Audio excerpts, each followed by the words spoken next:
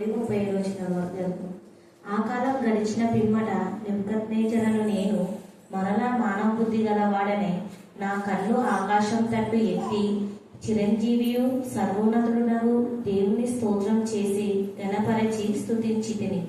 ఆయన ఆధిపత్యము చిరకాలం వరకు, ఆయన రాజ్యము తరతరములకు ఉన్నవి. భూనివాసులందరూ ఆయన దృష్టికి ఎన్నికకు రానివారు. ఆయన పరలోక సేవ ఎడలను భూనివాసుల ఎడలను తన చిత్తం చొప్పున జరిగించువాడు. ఆయన చేయి పట్టుకొని నీవేమి చేయుచున్నావని ఆయనతో చెప్పుటకు ఎవడునూ సమర్థుడు కాడు. ఆ సమయమందు నా బుద్ధి మరల నాకు వచ్చెను. రాజ్య సంబంధమగు ప్రభావమును నా ఘనతయు నా తేజస్సును నాకు కలిగెను. నా మంత్రులను నా క్రింది అధిపతులను నా యొద్ద ఆలోచన చేయవచ్చిది. నా రాజ్యం నాకు స్థిరపడగా నేను మరీ ఎక్కువగా ఘనత నొందితిని. ఈలాగు నెబుకద్నెజరును నేను పరలోకపు రాజు యొక్క కార్యములన్నీ సత్యమును ఆయన మార్గములు న్యాయమునై ఉన్నవనియు గర్వంతో నటించు వారిని ఆయన అనపశక్తుడనియు ఆయనను స్తుతించుచు కొనియాడుచు గణపరచుచున్నాను. దేవుడి లేఖనము మన వెనుకలో దీవించి ఆశీర్వదించుగాక. ఆమేన్. అందరూ చెప్పండి. ఎవరు పశ్చాత్తాపడతారో వారిని దేవుడు బహుగా ఆశీర్వదించినాడు. ఆ అంశాల గురించి మనం ధ్యానం చేసుకోబోతున్నాం. ఓకే కాబట్టి చదువుకున్న లేఖన భాగం మీరు గమనించినట్లయితే ఇక్కడ 4వ అధ్యాయంలో మరి వచ్చినటువంటి కళ భావాన్ని తెలియజేస్తారు. 3వ అధ్యాయంలో నెబుకద్నెజరు యొక్క భయం, అలజడి, కలవరాన్ని తొలగించాడు దానియేలు. మరి అప్పుడు ఆయనను సంస్థానంలో అన్నిటికంటే అధిపతిగా చేశారు. అధిపతిగా చేసి క్షేమాభివృద్ధిని కలుగజేసి మంచిగా దేవుని స్తుతించాడు నెబుకద్నెజరు రాజు. దేవుని ఘనపరిచాడు, దేవుని మహిమపరిచాడు. ఆయన రాజ్యమే నిరంతరం ఉండాలి అని ఒక శాసనం కూడా ప్రకటించాడు. ఆ తర్వాత బెల్తెషాజరును మరి ఆయన యొక్క కుమారుడు వస్తాడు. ఈ కుమారుడు ఈ విషయాలన్నీ కూడా తెలిసి కూడా తప్పు చేస్తాడు. అది ఈయన చేసిన తప్పు. బెల్తెషాజరు చేసిన తప్పు ఏంటంటే తాను ఇవన్నీ తెలిసి కూడా దేవునికి విరోధమైన పాపం చేస్తాడు. నెబుకద్నెజరు రాజు తెలియక తప్పు చేస్తాడు. అందుని బట్టి దేవుడు ఆయన క్షమిస్తాడు. మరలా ఆయన జీవితాన్ని ఆయనకిస్తాడు. నెబుకద్నెజరు యొక్క పశ్చాత్తాపము ద్వారా తిరిగి ఆయన యొక్క ఆధిపత్యం ఆయనకి ఇవ్వడం మనం లేఖన భాగంలో చూస్తున్నాం. ఈ యొక్క 3వ అధ్యాయం అంతా మీరు చదివితే అక్కడ తేజగా రాయబడింది అనమాట. సాక్ష్యం ఇస్తాడు. ఆయన నిజంగా దేవుడు సమర్థుడు అని అన్ని కూడా సాక్ష్యం ఇస్తాడు. ఆ తర్వాత ఇంత మంచి సాక్ష్యం ఇచ్చినటువంటి నెబుకద్నెజరు తర్వాత పడిపోలేదు. ఆయన చనిపోయిన తర్వాత బెల్తెషాజరు వస్తాడు. ఈ బెల్తెషాజరు అనే ఈ యొక్క ఆయన కుమారుడు గర్వంతో అహంకారంతో ఏం చేస్తాడు అంటే వాళ్ళ తండ్రి ఏవైతే దేవుని యందు మరి భయభక్తి కలిగినటువంటి వ్యక్తులు తయారు చేసినటువంటి ఆ యొక్క మరి పరలోక సంబంధమైన విధానంలో దేవుడు వాళ్ళకు జ్ఞానం ఇచ్చినందువలన ఆత్మ సంబంధమైన విధానంలో ఆత్మతో వాళ్ళు నింపబడి తయారు చేసిన ఉపకరణాలనే వాడితే దేవుని కోపం వస్తే మరి మన దేవుని మందిరంలో అపవిత్రం చేస్తే ఎంత కోపం రాదు. తెలిసి కూడా అవి దేవుని ఉపకరణాలని తెలిసి కూడా వాటితో ఆయన ఏం చేస్తా అంటే ఈ యొక్క దేవునికి విరోధమైన విధానంలో ఆయన యొక్క ఉపపత్నులు అందరూ కలిసి ద్రాక్షారసం తాగుతారు. ఎంత బాధ! ఆ విధానంలో దేవునికి ఎంత కోపం వస్తుంది అంటే అంత కోపం వస్తుంది. అందుకనే ఈ విధానంలో మనం 4వ అధ్యాయంలో అంతా కూడా మనం చూస్తే చూడండి.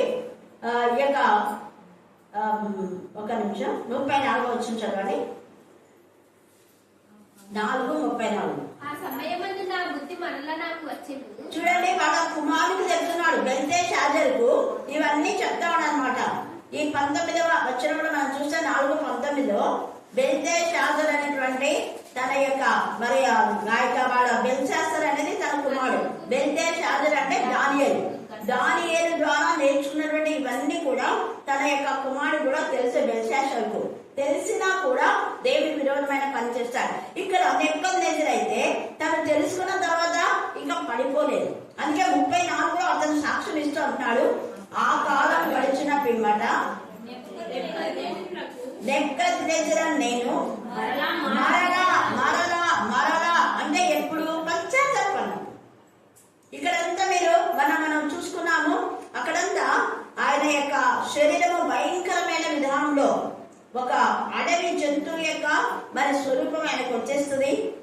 ఆయన యొక్క అడవి జంతువు యొక్క స్వరూపంలో ఆయన అక్కడి నుంచి వెళ్ళిపోతాడు. ఆయన శరీరం మంచుకు తడుస్తుంది. మరి ఆ పశువుల వలె అంటే ఒక అడవి జంతువులాగా అతను ఉన్నా, అడవి జంతువుల మధ్య అతను ఉన్నా, మరి అడవి జంతువుల మధ్య ఉండే వాళ్ళు మాంసం తింటారు, కానీ అతను మాత్రం గడ్డి వేశాడు. మనం లేఖన భాగం మీరు బాగా చదవండి, 32 అవన్నీ. అడవి జంతువుల మధ్య ఉంటాడు. అడవి జంతువుల మధ్య ఉండేవి అన్ని కూడా మృగాలు కదా, అవన్నీ కూడా మాంసాహారం. కానీ ఈయన మాత్రం గడ్డి వేస్తాడు. సర్వోన్నతులకు దేవుడు మానవుల రాజ్యం పైన అధికారి అయ్యింది.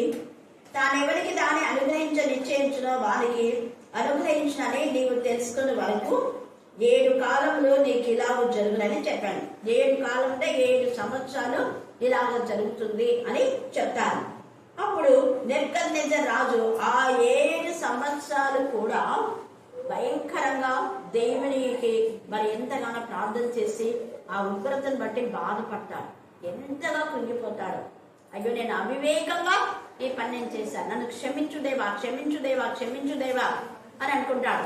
ఆయనకు నిజంగా యాక్చువల్ గా మానవ మనసు పోయినా కూడా పశ్చాత్తాపడతాడు. అతను ఆ పశ్చాత్తాపమే దేవుడు ఏం చేస్తాడంటే అతనికి ఉన్నటువంటి మనం చూస్తే ఈ 33లో ఆ గడియలోనే ఆ లాగున నెబుకద్నెజరు సంభవించను. మానవుల్లో నుండి అతను తరిమిరి, అతని పశువుల వలె గడ్డి మేచను. ఆకాశం నుంచి అతని దేహమును తడపగా అతని తల వెంట్రుకలు పక్షిరాజు లెక్కల ఈగల వంటివి, అతని గోళ్ళు పక్షుల గోళ్ళ వంటివి అయినను. ఆ కాలం గడిచిన పిమ్మట 7 కాలాలు ఈ విధానంలోనే ఉన్నాడు. 7 సంవత్సరాలు. 7 కాలాలు అంటే 7 సంవత్సరాలు. 7 సంవత్సరాలు ఇంత భయంకరమైన నరకయాతను అనుభవించిన ఒక రాజు. మనకు వచ్చేటటువంటి కరువులో, బాధలో, వేదనలో ఒక్క నెల భరించలేము, ఒక్క సంవత్సరం భరించలేము. అంటే ఏదైనా చిన్న మాట ఉన్నా కూడా మనం ఓర్చుకోలేము. తప్పు చేసినా కూడా తప్పు చేసి వాళ్ళ తప్పును సమర్థించుకుంటారు. కానీ ఈయనైతే చూడండి 7 సంవత్సరాలు దేవుడు ఆయన 7 సంవత్సరాలు బాధ పెడితే, నేను దానియేలు, షద్రకు, మెషకు, అబేద్నెగోను నా సంస్థానంలో ఉంచి నిన్ను గణపరిచినాను దేవా, నిన్ను మహిమపరిచినాను కదా, మరి నాకెందుకు ఈ శిక్ష అని అన్నాడా? అన్నాడు. నిజంగా దానియేలు హెచ్చించినాడు. నిజంగా షద్రకు, మెషకు, అబేద్నెగోలను తన సంస్థానంలో మరి బాగా హెచ్చించి అధిపతిగా చేసినాడు.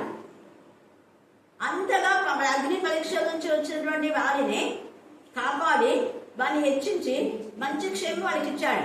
మరి నేను వీరికంతా మంచి క్షేమం ఇస్తే నాకెందుకు మరి ఈ స్థితి అని అనలేదు. అంతకంటే ముందు చేసిన పాపం ఇప్పుడు పండుతుంది. పాపం వెంటనే పండదు. నువ్వు తప్పు చేసిన వెంటనే శిక్ష రాదు. ఇప్పుడు నువ్వు చేసిన శిక్ష 4 తరాలకు వస్తుంది. అంటే నీ బిడ్డలు, నీ కొడుకులు అది వెంటనే రాదు, ఎప్పుడైనా రావచ్చు. ఇక్కడ నెబుకద్నెజరు రాజు చేసిన తప్పులకు ఇప్పుడు శిక్ష వచ్చింది. ఆల్రెడీ ఆయన దానియేలును ఎంతగానో హెచ్చించాడు. తర్వాత దేవుని యొక్క పిల్లలని ఆ ముగ్గురు ఆయన స్నేహితులను కూడా ఉన్నత స్థాయిలో ఉంచాడు. దాన్ని బట్టి దేవుడు క్షమించి ఈయనకి శిక్ష రాకుండా చేయాలి యాక్చువల్గా కదా. కానీ అప్పుడు చేసిన తప్పిదాలకు దైవ జనుల ద్వారా హెచ్చరిక పొంది ఉంటాడు. నువ్వు గర్విస్తున్నావు, నైలు నదిలో ఉన్న ముసలి నెబుకద్నెజరు అన్ని నేనే నేను అనుకుంటున్నావు అనేసి ఆ యొక్క యెహెజ్కేలులో ఆ ప్రవచనం ఉంది. అప్పుడు చెప్పిన ఆ ప్రవచనము ఇక్కడ నెరవేరుతుంది. అలాగే యెజబెలుకు ఎప్పుడో చెప్పినటువంటి ప్రవచనం తర్వాత నెరవేరుతుంది, వెంటనే నెరవేరదు.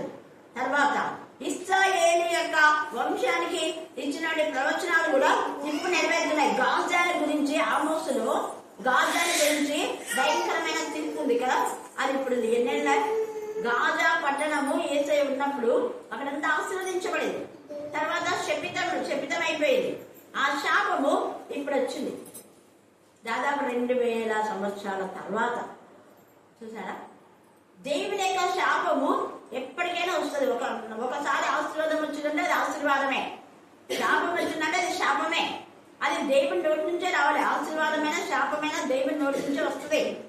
దేవుడు చెప్పవలసిన ఆ మాట దేవుడు తన పిల్లల ద్వారా ఆశీర్వదిస్తాడు, తన పిల్లల ద్వారా శపిస్తాడు. అంతే. అంతే తేడా. ఇక్కడ ఈ నెబుకద్నెజరుకు ఎప్పుడో జరిగినటువంటి అది 7 సంవత్సరాలు అయిపోయిన తర్వాత ఆ 7 సంవత్సరాలు గడిచిన పిమ్మట నెబుకద్నెజరు నేను మరలా మానవ బుద్ధి గలవాడనై, అంటే మృగ స్వభావం పోయింది, మూర్ఖ స్వభావం పోయింది. నిన్న హైమాత ఎంత చక్కగా చెప్పింది కదా.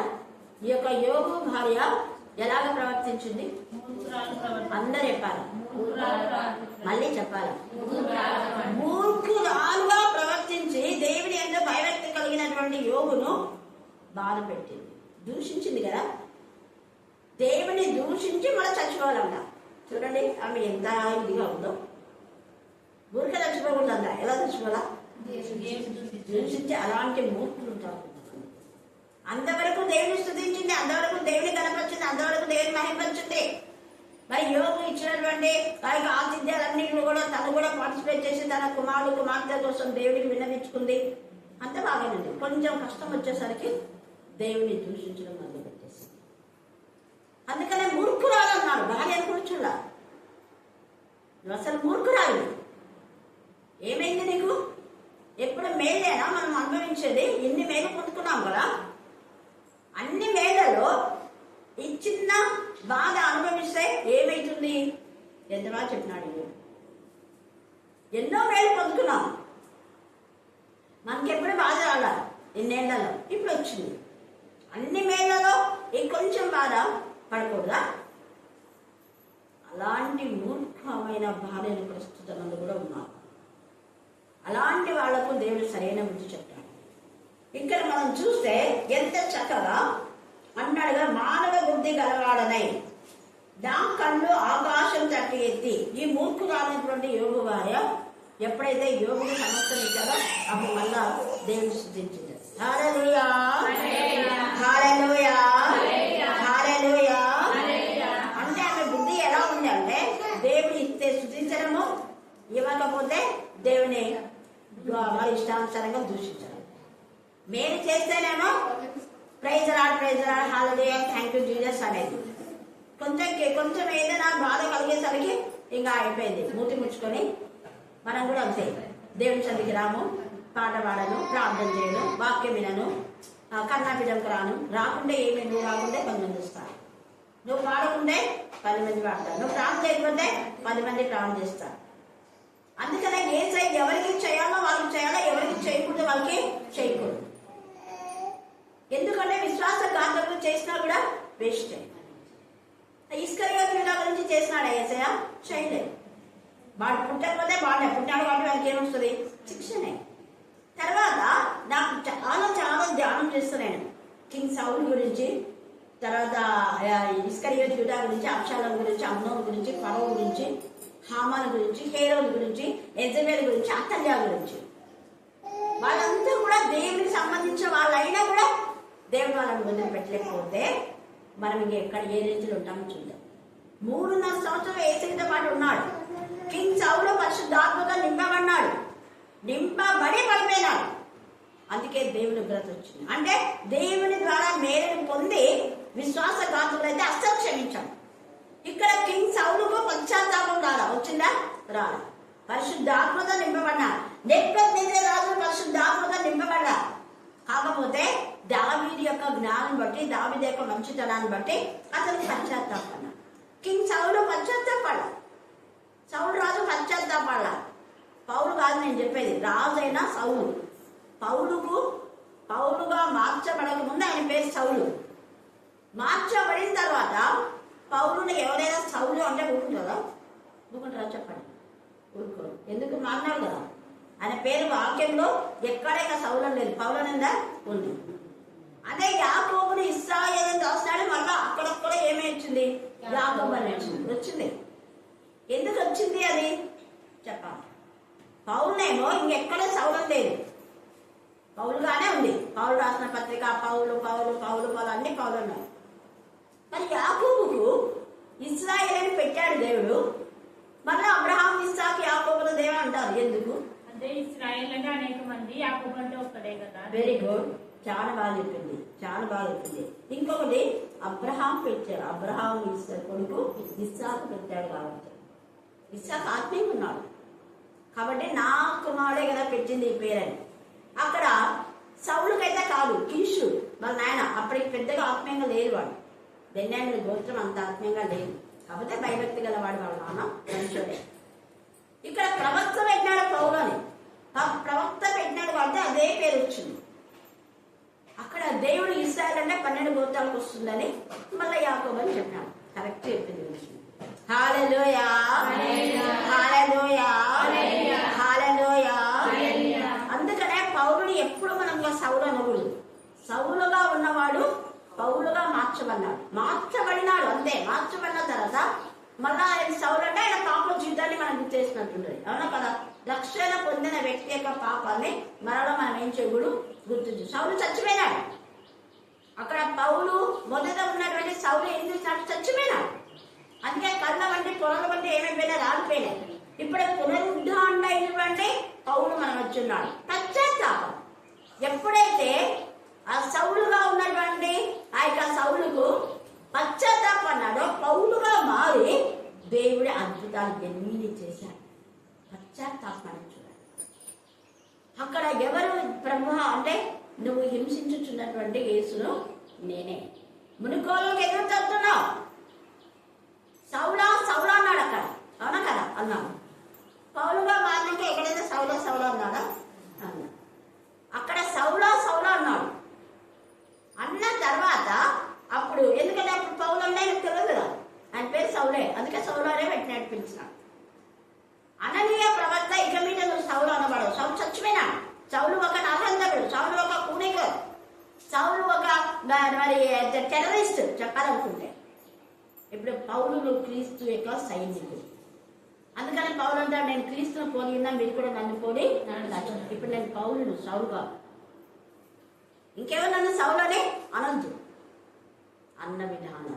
హల్లెలూయా, హల్లెలూయా.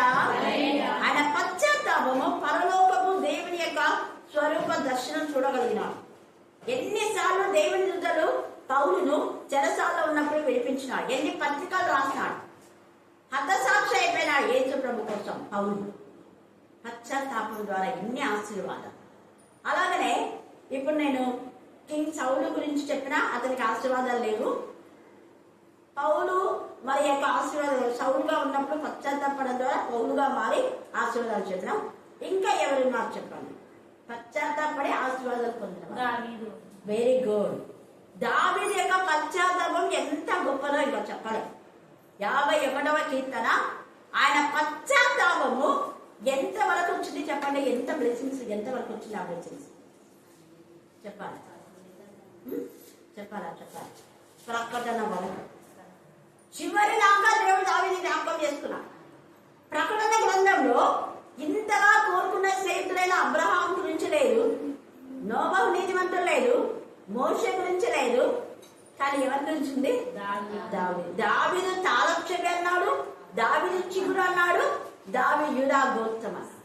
చూసావా ఎంత ఇదిగా ముమ్మారు దావీదుని జ్ఞాపకం చేసుకోరు. కారణం ఏంటంటే ఆయన పశ్చాత్తాపం ఎంత గొప్పదో. పరిశుద్ధత నుంచి అతి పరిశుద్ధుడికి వెళ్ళాడు. ఇక మీద పాపం చేయలేదు. ఏ పాపాన్ని అయితే ఒక్కసారే హెచ్చరిక పొందినాడు, మనం చేయడం. మనం ఎన్నిసార్లు చెప్పినా కూడా అదే పాపం, చేసిన పాపం వద్దని ఏదంటే అదే, వద్దని ఏదంటే అదే. ఒక్కసారి చేశాడు, ఇంకెప్పుడు చేయలేదు. అందుకనే దేవుడు అంతగా హెచ్చించి తన ప్రియ కుమారుని యూదా గోత్రమైనటువంటి దావీదు వంశం నుంచి తీసుకొచ్చాడు. ఎందుకంటే యేసు ప్రభువు రాజుల రాజు, ప్రభుల ప్రభు, తర్వాత యాజకుడు. ప్రధాన యాజకుడు ఆయనే, రాజు ఆయనే. రాజులు అంటే యూదుల నుంచి వచ్చారు. యూదులంతా రాజులు చేశారు, లేవీలందరినీ యాజకులు చేశారు. కాబట్టి లేవి గోత్రం నుంచి తల్లి మరియా గర్భాల జన్మింపచేసి యూదా గోత్రీకుడైనటువంటి యోసేపుకు మరి భర్తగా చేసి వారి యొక్క మరి ఆ యొక్క కుటుంబంలో నుంచి యేసే జననం జరిగింది. అందుకే ఆయన రాజు, ఆయన యాజకుడు. ఎంత బాగా తండ్రి అయిన దేవుడు అక్కడ వాడుతున్నాడు. ఇంకా దావీదు పశ్చాత్తాపం ఎంత ఆశీర్వాదము. ఎల్లప్పుడు ఆయన ప్రభుని చూస్తున్నా అంటాను. నేను ఎప్పుడు నా ఎదురు నా ప్రభును చూసుచుంటున్నా అన్నాడు. నిరంతరమైన పేరు జ్ఞాపకార్థంగా ఉంటుంది అన్నాడు. ఆయన కోసం ఒక దీపం ఎప్పుడు ఉంటుంది, అది ఆరిపోని దీపం. దావీదు గురించి దావీదు చిగురు అది ఆరిపోదు, తర్వాత ఎల్లప్పుడూ జ్ఞాపకార్థంగా ఉంటుందని దావీదు యొక్క పశ్చాత్తాపానికి బ్లెస్సింగ్స్. తర్వాత యాకోబు. యాకోబు, వెరీ గుడ్. యాకోబు పశ్చాత్తాపానికి ఏమొచ్చింది? ఎన్ని ఆశీర్వాదాలు! 12 గోత్రాలను ఏర్పాటు చేసుకున్నాం. ప్రపంచంలో కోట్ల మంది ఉన్నారు. కోట్ల మందిలో ఈ యొక్క ఇశ్రాయేలు యొక్క కుమారులు 12 మందిని 12 గోత్ర కథగా చేశారు. ఎంత గొప్ప ఆశీర్వాదం! ఆ పశ్చాత్తాపం ఎలాంటిదంటే తన అన్నకు చేసిన మోసాన్ని ఒప్పుకున్నాడు, తప్పుకోలేదు. మనమైతే అస్సలు ఒప్పుకోం. చస్తున్నామంటే కూడా ఒప్పుకోం. నాకు తప్పులేదు, దాని వల్ల వేరే వాళ్ళతో చెప్పి దాన్ని కవర్ చేయడానికి చూస్తాం. కానీ దేవుడు ఒప్పుకుంటాడా? దేవుడు అన్ని చెవులు ఉంటాయి. ఈ రాళ్ళు కూడా కేకలేస్తాయి కదా. అది కప్పుకోవడం కాదు, అతికలను దాచిపెట్టేవాడు వాటిని ఒప్పుకొని విడిచిపెట్టే వానికే ఆశీర్వాదం ఉంటుంది. అక్కడ యాకోబు ఒప్పుకున్నాడు, నేను నిజంగా మా అన్నకు మోసం చేశాను, దేవాన్ని నన్ను ఆశీర్వదించన్నాడు. అదేంటి యాకోబు? నేను ఆశీర్వదించేది ఏంటి? మీ నాన్న దగ్గర అప్పుడే కొట్టేశారు కదా మీ అన్న బ్లెస్సింగ్స్ అన్ని. ప్రభా నాకు తప్పు తెలుసు, అవి ఏం తప్పం కాదు, అవి నేను బలవంతంగా తీసుకున్నాయి. నా సొంత ఆలోచనలో మోసంతో నేను చేసే కూరగాయల ఆ ఎర్రటి కూరగాయల అది చూపించి ఆశ చూపించి మోసం చేసి నేను తీసుకున్నా. పాపం మా అన్న మనకు జ్యేష్ఠత్వం ఉన్నటువంటి బ్లెస్సింగ్స్ అన్నకు తెలియదు. నేను తల్లి దగ్గర పెరిగినా ఇందుకు నా తల్లి కూడా తప్పే ఒప్పుకున్నాను. నా తల్లి నన్ను ఇలాగా నడిపించింది. అందుకని ఆమె జీవితం ఆమె 2 కొడుకులు ఒకటికే ఇచ్చింది చచ్చే వరకు. ఇస్సాకు ఆ యొక్క రిబ్క చనిపోయే వరకే ఇచ్చారు. ఒక కొడుకుని అక్కడ పోయినాడు, ఇంకో కొడుకు అతన్ని చంపడానికి ఎత్తుకుంటా వెళ్ళిపోయినాడు. 2 కొడుకులు పోగొట్టుకున్నాడు. తెలివి తక్కువ తల్లులు అంటే అట్లనే ఉన్నారు. ఇక్కడ యాకోబు రాత్రంతా పెరుగులాడితే అప్పుడు దేవుడు నన్ను ఆశీర్వదించుంటే ఇంకా ఈ ఆశీర్వాదం ఎవర్ లాస్టింగ్ బ్లెస్సింగ్స్ వచ్చినాయి. యాకోబు పశ్చాత్తాపం. అందుకు అన్నను అప్పుడేమో ఒక క్రూర మృగంలాగా భయపడిపోయినాడు. వాళ్ళన్నను చూస్తేనే అన్యా నేను చూస్తే ప్రభుని చూసినట్టే ఉందిరా, దేవుని ముఖం చూసినట్టే ఉందిరా, అదేదిరా నేను సొంతంగా పరారైపోయినా కదా. ఇక్కడ ఏశావు కూడా ఏమంటున్నాడు, తమ్ముడు నేను చూస్తే దేవుని ముఖం చూసినట్టుందిరా అన్నయ్య. అప్పుడు కోపం వచ్చింది, నేను చంపాలనుకున్నాను, కానీ ఇప్పుడు నా తమ్ముడు నా రక్త బంధం నాకు గుర్తొచ్చింది. నాకు చాలా ఇచ్చారా దేవుడు, ఇంకా నీదేదొద్దు, అలా కాదు ఉదయం ఇదంతా నీదే, ఇంత ఖచ్చితంగా తీసుకోవాల్సిందే. ఎంత పూర్తి చేశాడు, బలవంతాలు లాక్కున్నాడు, బలవంతంగా ఇచ్చాను. వద్దు తమ్ముడు అంటే కూడా తీసేసుకోనయ్యా, వద్దు నాకు, నేను దేవుడిని ఇచ్చిందే నాకు కావాలి. దేవుని ఆశీర్వాదం పొందుకున్నానే. ఆశీర్వాదము నిరంతరము 12 గోత్రాలు నూతనమైన యెరూషలేములో గుమ్మముల పైన రాయబడతాయి. 12 పునాదులు యేసు ప్రభుల వారి యొక్క 12 శిష్యులు. దేవుని కూడా ఏసయ్య నిజంగా అక్కడ నాకు చాలా చాలా ఆశ్చర్యం అయిపోతుంది. పునాదులు 12 గోత్రాలు ఉండాలని కాదు 12 మంది శిష్యులు ఏమైనారు? పునాది రాళ్ళు. పునాది రాళ్ల పైన 12 మంది శిష్యుల పేర్లు ఉన్నాయి. గుమ్మాల పైన 12 ఇశ్రాయేలు గోత్రకర్తల పేరున్నాయి. ఇశ్రాయేలు యొక్క పశ్చాత్తాపానికి ఎందుకు చెప్పండి? పునాదులకేమో అసలు పునాది అంటే మొదట వేసేది, వాటిపైన మనం అంతా కట్టబడతాం కదా. అంటే మాట విని వాళ్ళు సాక్షులైనాడు ఆయన. అర్థ సాధ్యం బాగా చెప్పింది. అది మాత్రమే కాకుండా ఇంకా ఈ 12 గోత్రాలు కూడా యేసు ప్రభు శిష్యుల ద్వారానే రక్షణ పొందారు. యూదుల ద్వారానే రక్షణ కదా. వాళ్ళంతా యూదులైనా కూడా ఏం ప్రయోజనం లేదు. మళ్ళా వాళ్ళకి రక్షణ యేసే నామంలోకి వస్తేనే. యూదులైనా కూడా వాళ్ళకి రక్షణ లేదు. ఇప్పటికీ యూదులు చాలా మంది అలాగే ఉన్నారు, రక్షణ లేదు వాళ్ళకు. పరలోక రాజ్యం చేరారు యూదులంతా. 12 గోత్రాలు ఎవరు పరలోక రాజ్యం చేరారు? యేసే లేకపోతే. వాళ్ళు మరణం మారు మనసు పొంది యేసు రక్తంలో కలగబడి వ్యాక్సిన్ తీసుకుంటే అప్పుడు పరలోక రాజ్యం వస్తారు. అప్పుడు అలా వచ్చిన 12 గోత్రాల యొక్క పేర్లు గుమ్మాల పైన ఉంటాయి. వీళ్ళు పునాదులు కాబట్టి వీళ్ళ ద్వారానే అందరు ప్రపంచం అంతా రక్షణ. యేసు కూడా 12 మంది శిష్యులు చనిపోయారు వాళ్ళంతా ఆయా దేశాలు. హల్లెలూయా, హల్లెలూయా. ఇంకా పశ్చాత్తాపడి బ్లెస్సింగ్స్ పొందుకున్నవాడు యోనా, వెరీ గుడ్. ఇంకా పేతురు పశ్చాత్తాపానికి నీడ పడితే అద్భుతాలు జరిగింది. ఇంకా నయోమి పశ్చాత్తాపడి నన్ను నయోమి అనొద్దండి, మారా అనండి అంటే లేదు నువ్వు నయోమివే. ఆ మారా అయిపోయిందా? నోయం ఇచ్చున్నావు కదా, చేసిన తప్పు ఒప్పుకున్నావు. నీ తప్పుకు నీ భర్త చచ్చిపోయినాడు, నీ 2 కొడుకులు చచ్చిపోయినాడు. మనలో బతికినా కూడా చచ్చినట్టే. ఎందుకు? రక్షణ లేకపోతే బతికినా చచ్చినట్టే. జీవించిన పేరు మాత్రం ఉంది కానీ నీవు మృతుడవే. రక్షణ లేని వారు మృతులే. భర్త అయినా, కొడుకైనా, అన్నైనా, చెల్లెలైనా, అక్కైనా, ఎవరైనా కూడా చచ్చిన శవాలే, వాడు కంపు కొట్టే శవాలే. అయితే ఇక్కడైతే మనం చూస్తే నయోమి తను జీవంగా ఉండి తన కోడలు జీవింపచేసింది. ఇంకో కూడా చచ్చిపోయింది. ఇంకో కూడా గర్వంతో అహంకారంతో నటించింది. ఊరుకునే ఇచ్చింది. మొదల ఏడుపు, నిజమైన ఏడుపు కాదు. అందుకని ఆ పేరు ఎక్కడ రాయబడింది. కానీ రూతు గర్భవాసంలో వేసే రావడం ఎంత గొప్ప. నయోమి పశ్చాత్తాపానికి వేసే జననము ఆమె ద్వారా జరిగింది. ఎంత శ్రేష్టమైన పశ్చాత్తాపం. ఇల్లు లేని ఆమెకు దేవుడు పెద్ద ప్యాలెస్ ఇచ్చినాడు. పొలం లేని ఆమెకు ఎంత పెద్ద ఆస్తి.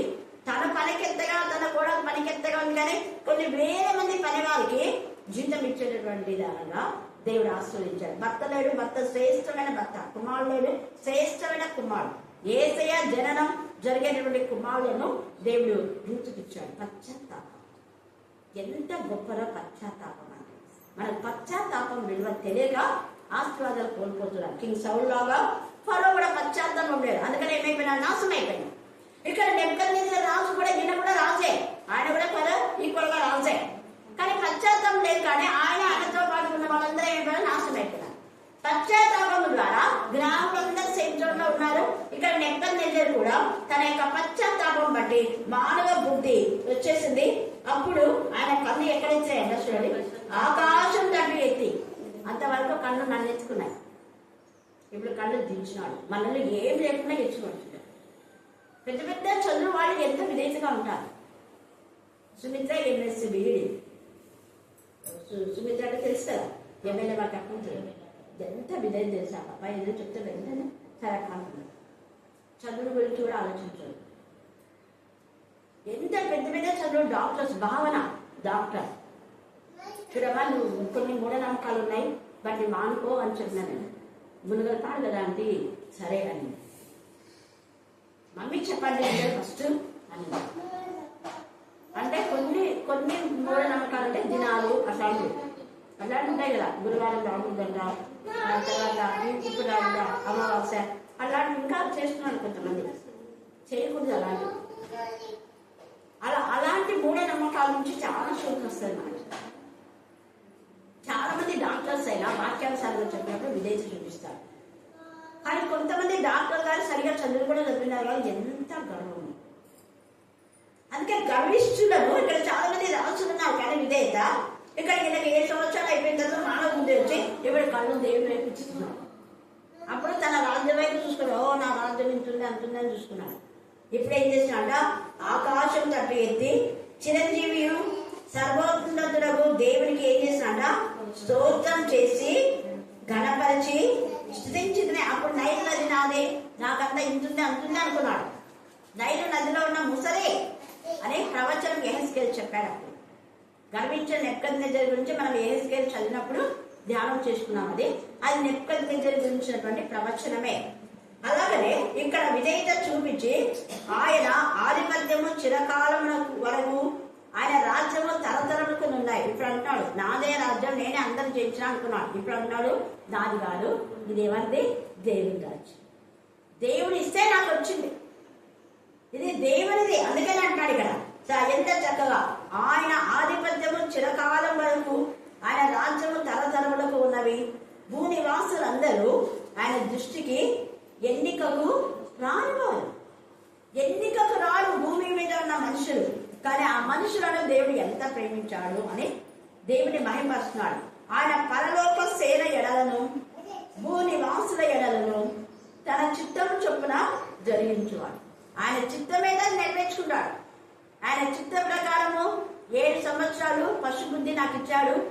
తర్వాత మళ్ళా దేవుడు కనికరించినాడు. ఆయన కనికరగల దేవుడు. కొంతకాలమే మనకు శ్రమ పెట్టాలి, నిరంతరం కాదు. పశ్చాత్తాపడిన నెబుకద్నెజర్ రాజును మరలా రాజు చేసి మొదటి కంటే ఎక్కువ ఆశీర్వాదాలు ఇచ్చిన, మొదటి కంటే ఎక్కువగా హెచ్చించినాడు. కారణం ఆ శిక్షలో అతను ఎంతగా విధేయత కలిగి ఉన్నాడు. కాబట్టి దేవుని దూషించాడా, నాకెందుకు దేవా ఇది పెట్టినా అది పెట్టినా, దాని బాగా చూసినావు కదా, ఆ చంద్రకి మెషక్ వాళ్ళని బాగా చూసినాం, మనమైతే ఇదే అది చేసినాం కదా, ఇది చేసినా అన్ని మన పనులను చెప్పుకుంటుంటాం కదా. నెప్పుకద్నేజర్ ఏం చెప్పాలి, నీ చిత్తం ప్రభు, నువ్వు ఎంతకాలం నేను ఇలా ఉండాలో అంతకాలం ఉండాలి. అప్పుడే అన్నా ముందుగానే, ఇంకా ఆ పశు మనసు రాకముందే అన్నాడు అన్నా. అందుకనే దేవుడు క్షమించాడు నెప్పుకద్నేజర్ రాజు. ఆయన చిత్తం చొప్పున జరిగించేవాడు. ఆయన చేయి పట్టుకొని నీవేమి చేయించున్నామని ఆయనతో చెప్పడానికి ఎవరు సమర్థుడు? ఇది అండర్లైన్ చేసుకోండి. మనం చేసేది దేవుని మనము ప్రశ్నించే హక్కు లేదు. దేవుని కానీ దేవుని పిల్లలు కానీ చెప్పింది చేయడమే మన పని. ప్రశ్నించే హక్కు చేస్తే ఖచ్చితంగా శిక్ష వస్తుంది. ఇక్కడ 7 కాలాలు వచ్చినాయి. ఫరోకైతే ఎవర్ లాస్టింగ్ నాశనమే, కింగ్ సౌలుకు నాశనమే, మళ్ళా తన రాజ్యం కట్టబడలేదు. కొంతమందికి ఇంకా ఎప్పుడు అలా ఉన్నాయి. ఇస్కరియోతులు, అబ్షాలోము, అమ్నోను, తిరిగి యెజబెలు, అతల్య ఎప్పుడో లేవలేవాడు, నాశనమైన గుర్తుకెళ్ళిపోయాడు. పశ్చాత్తాపన వాళ్ళకు వెన్నంతా నాశనం. అందుకని ఇక్కడ చెప్తున్నాడు అనమాట, ఎవరు అడుగుతారు ఆయనను, ఆయన ముందు ఎవరు తల ఎత్తారు, తల దించుకోవాల్సిందే అన్నట్టు చెప్తున్నాడు. ఆ సమయమందు నా బుద్ధి మరలా నాకు వచ్చాడు, రాజ్య సంబంధములు ప్రభావమును నా ఘనతయు నా తేజస్సును నాకు కలిగను. మరలా మొదలు ఉన్నటువంటి దానికంటే ఎక్కువ నా మంత్రులను, నా క్రింద అధిపతులను నా యొద్దకు ఆలోచన చేయవచ్చు. ఎప్పుడైతే పశువుగా మారినారో ఈయన ఇక్కడి నుంచి తరమండి తరమండి తరమండి కొట్టండి, రాస్తా కొట్టండి అన్నారు కదా. ఇప్పుడు ఏం చేస్తున్నారు రాజా, ఏం చేద్దాం, అందరూ వచ్చారు రాజా నువ్వేం చెప్తే అదే చేస్తారు. అప్పుడు పోటీ కలిసి పంపించాలి పంపించాలి పంపించాలి అన్నా. ఇప్పుడు అన్నారు నువ్వు దేవుని యొక్క స్వరూపం, దేవుని చేత కొంత శిక్షలు అనుభవించాలి. నిజంగా గమడు మేమైతే ఎంత తీసుకునే వాళ్ళము దేవుని అనేసి ఆలోచన చేయవచ్చు అంట. నువ్వు చెప్పు, ఏం చెప్తారు చేస్తా.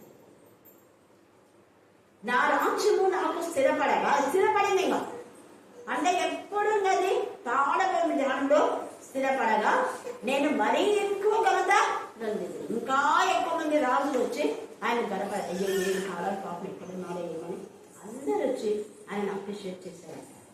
ఘనత నొందింది. ఈనాడు నెప్పుకద్నేజర్ నేను పరలోకపు రాజు యొక్క కార్యములన్నీ, అదే పరలోకపు రాజు అన్నాడు. అందరికీ మాట చెప్పాడు. అక్కడ హిజ్కియాకు 15 సంవత్సరాలు ఆయుష్నిస్తే దేవుని గణపరచలా మహిపరచలా. అందుకనే ఏమైపోయింది, శాపం వచ్చింది. నీ తర్వాత నీ పిల్లలంతా ఏమైపోతారు, చేరకపోతారు. నీ పిల్లలంతా నపుంసకులే, ఇంకా వాళ్ళకి సంతతి ఉండదు. హిజ్కియాతో అయిపోయింది. అందరు నపుంసకులుగా చేయబడతారు. ఆ నపుంసకులే షడ్రక్, మెషక్, అబేద్నెగో. నాజీరు చేయబడిన వాళ్ళు, దేవుని చేత నాజీరు చేయబడిన వాళ్ళు కొందరున్నారు, మనుషుల చేత నపుంసకులుగా చేయబడిన వాళ్ళు కొందరున్నారు, పుట్టుకగా నపుంసకులుగా చేయబడిన వాళ్ళు కొందరు. 3 రకాల నపుంసకులు. అందుకనే యెషయా 50లో షండు ఎండిన చెట్టు అనుకోవద్దు. నపుంసకులు అందరూ నేను ఎండిపోయిన చెట్టు అనుకోవద్దు. కొడుకులు కూతురు అనిపించుకోవడం కంటే శ్రేష్టమైన పేరు మీకు పెడతానన్నాడు. ఈ దానియేలుకు షడ్రక్, మెషక్ అని శ్రేష్టమైన పేరు దేవుడు పెట్టాడు. వాళ్ళు నపుంసకులే. నపుంసకుల అధిపతి అయిన నెబూజరదాను దాని యొక్క అనుగ్రహం దేవుడు వాళ్ళకు ప్రొటెక్షన్ ఇచ్చినాడు. వాళ్ళకి అధిపతులే వాళ్ళని అప్రిషియేట్ చేశారుగా యూదా యువకులు ఉన్నారు. అందుకని ఇక్కడ పరలోకపు రాజు యొక్క కార్యములన్నీ సత్యములను ఆయన మార్గములు న్యాయములై ఉన్నాయని గర్వంతో నటించి వారిని ఆయన ఏం చేస్తాడా, అనుస్తాడు. గర్వం ఎవరికైనా వాళ్ళ గర్వాన్ని అణచేస్తాడు అంతే. గర్వం అయిన శిక్ష వాళ్ళకి ఇస్తాడు దేవుడు, ఊరుకోడు. తర్వాత గర్వంతో నటించి వారిని ఆయన అనంత శక్తి కలవాడనియు అనుపశక్తుడనియు ఆయనను స్తుతించుచు కొనియాడుచు ఘనపరచుచు. ఎంత చెప్తున్నాడు, స్తుతిస్తున్నా, కొనియాడుతున్నా, ఘనపరచుచున్నాను అన్నాడు. ఘనపరుస్తాను అయిపోయా, ఇంకా కంటిన్యూగా చచ్చిపోయే వరకు నెబుకద్నెజర్ రాజు స్తుతించినాడు, కొనియాడినాడు, ఘనపరిచినాడు. ఆయన పోగొట్టుకునేది మళ్ళా పొందుకున్నాడు. కానీ 5వ అధ్యాయానికి వస్తే చాలా బిట్టర్నెస్, చేదు. బెల్తెషాజరు పశ్చాత్తాపడాడు. అంత చెప్పినా కూడా పశ్చాత్తాపడాడు కాబట్టి ఆయన చస్తాడు. ఆయన తర్వాత మళ్ళీ ఆయన కుమారుడు వస్తాడు. అది మళ్ళీ మరి ఇంకొక దాంట్లో మనం ధ్యానం చేసుకుందాం. తెలిసి కూడా తప్పు చేస్తాడు బెల్షాజరు. వాళ్ళ యొక్క కుమారుడు బెల్షాజరు, రాజుకు బెల్షాజరు తన అధిపతులతో 1000 మందికి గొప్ప విందు చేస్తాడు. నెబుకద్నెజరు యొక్క కుమారుడు. ఒక ఆమె వాక్యం చెప్తూ బెల్షాషరు నెబుకద్నెజరు మనవడు అనేది ఆమె నంబర్ దొరకాలి, అలాంటి చెప్పు కనిపిస్తుంది. అమ్మ మనవడు కాదు తల్లి, కొడుకు అని. సరే, దేవుడి వాక్య భాగము దీవించి ఆశీర్వదించుగాక. ఆమె ఆమె ఆమె. ఈ సమయం నందు ప్రార్థన సుగుణమల ప్రార్థన చేస్తుంది.